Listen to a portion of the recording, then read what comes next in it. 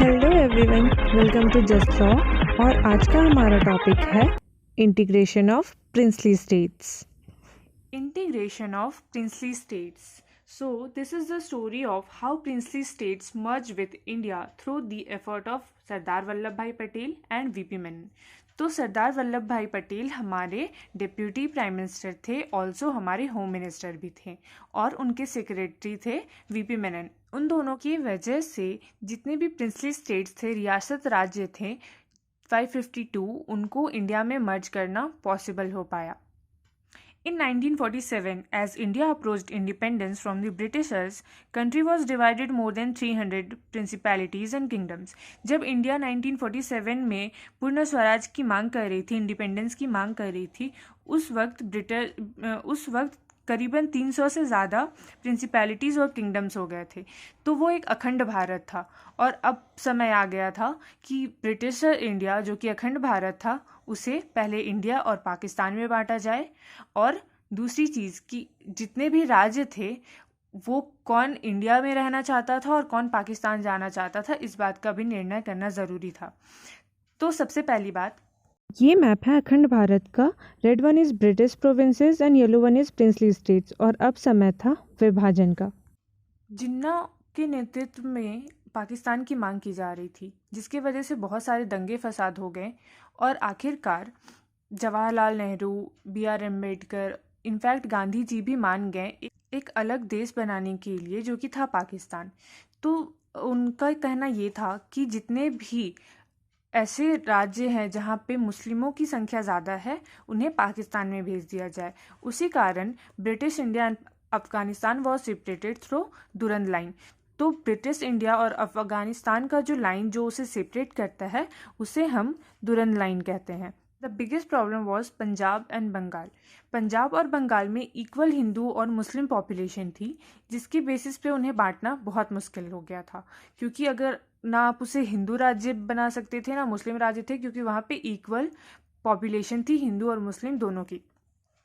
तो उस चीज़ का निर्णय करने के लिए सर रेडक्लिफ को इंडिया बुलाया गया। तो सर साइरिल रेडक्लिफ जो थे वो पहली बार इंडिया आ रहे थे। उन्हें इंडिया के इतने अलग अलग प्रकार के जाति, उनके लैंग्वेजेस और उनके रहन सहन के बारे में कुछ नहीं पता था। उन्हें पता ही नहीं था कि इंडिया और पाकिस्तान को बांटना कैसे है, यानी कि पंजाब और बंगाल के पार्टीशन को कैसे कंप्लीट करना है। जो उन्हें नक्शे और जो भी उनको डॉक्यूमेंट्स प्रोवाइड की गई थी, वो भी बहुत पुरानी और उतनी अच्छी नहीं थी, जिस बेसिस पे उन्हें इंडिया की डाइवर्सिटी के बारे में पता चल सके। तो सर रेडक्लिफ ने किसी तरह इनका विभाजन कर दिया, जिसकी वजह से बाद में बहुत सारी प्रॉब्लम्स हुई। किसी का घर इंडिया में रह गया तो खेत पाकिस्तान चला गया, किसी की आधी ज़मीन इंडिया में है तो आधी पाकिस्तान में चली गई, और उसकी वजह से बहुत प्रॉब्लम्स फेस किए गए। So sir Cyril Radcliffe headed both the boundary commission in 18 August 1947। इस मैप में जो दो रेड लाइंस है वो है boundaries of Indian and Pakistan, जो कि पंजाब और बांग्लादेश से अलग किया गया था, और ये है Radcliffe. The lines is called Radcliffe line. तो नाउ इंडियन इंडिपेंडेंस एक्ट 1947, जो कि लॉर्ड माउंटबेटन के द्वारा लाया गया था। लॉर्ड माउंटबेटन ने बहुत हेल्प किया था सरदार वल्लभ भाई पटेल और वीपी मेनन को, क्योंकि उन्होंने रिक्वेस्ट किया था कि जितने भी प्रिंसली स्टेट्स हैं उन्हें इंडिया में मर्ज करने के लिए आप हमारी हेल्प करें, ताकि हिस्ट्री में उनका नाम अच्छा रहे।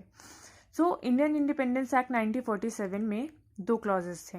पहला था भारत और पाकिस्तान का सेपरेशन, और दूसरा था प्रिंसली स्टेट्स। तो प्रिंसली स्टेट्स के लिए क्या कहा गया था? तो पहला उनको ऑप्शन दिया गया था कि वो या तो भारत में ज्वाइन हो जाए या फिर पाकिस्तान में।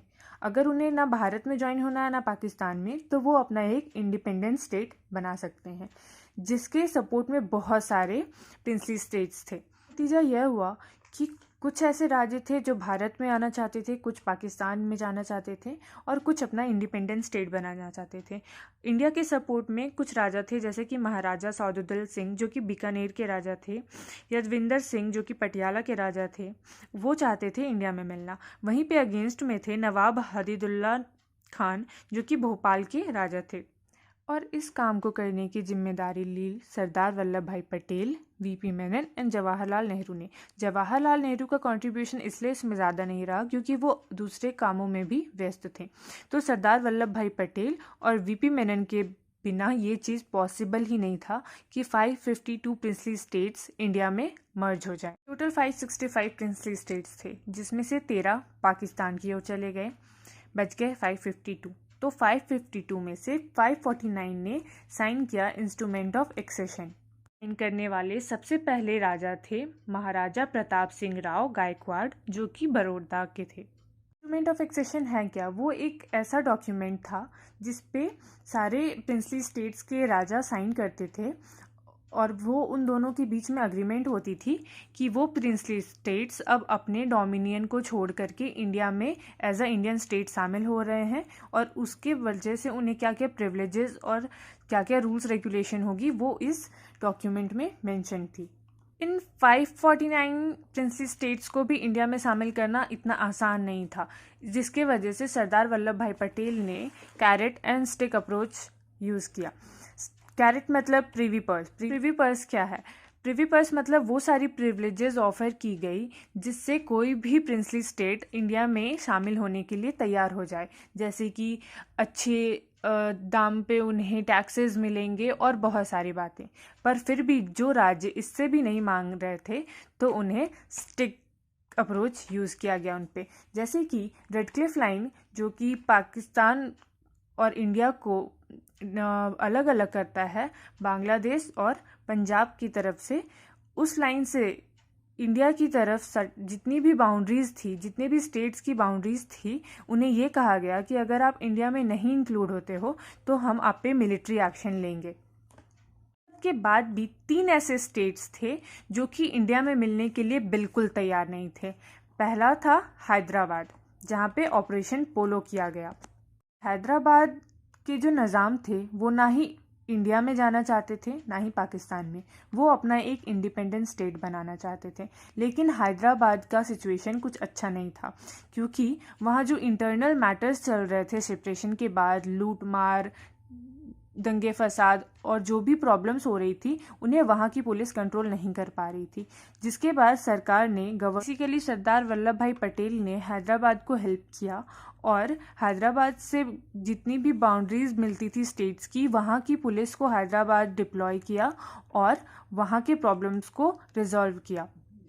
जिसके बाद हैदराबाद ने भी इंस्ट्रूमेंट ऑफ एक्सेशन साइन किया और ये operation polo was the code name of the Hyderabad police action, जो कि सितंबर 1948 में हुआ था।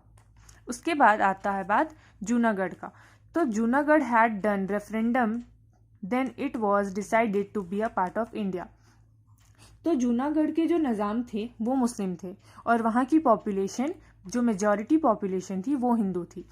तो वहाँ के निज़ाम पाकिस्तान जाना चाहते थे, लेकिन वहाँ की जो पॉपुलेशन थी वो इंडिया में मिलना चाहती थी।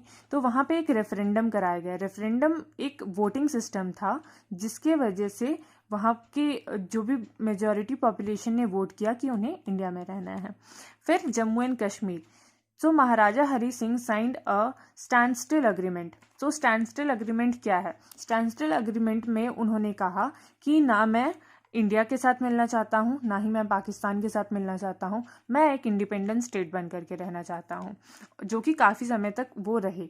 लेकिन कुछ समय के बाद पाकिस्तान आर्मी कश्मीर, जम्मू और कश्मीर में घुसना स्टार्ट हो गया उनका, ताकि वो वहाँ के जो महाराजा थे, महाराजा हरी सिंह, उन्हें मार करके वहाँ की टेरिटरी को अपना सके, वहाँ की टेरिटरी को छीन सके।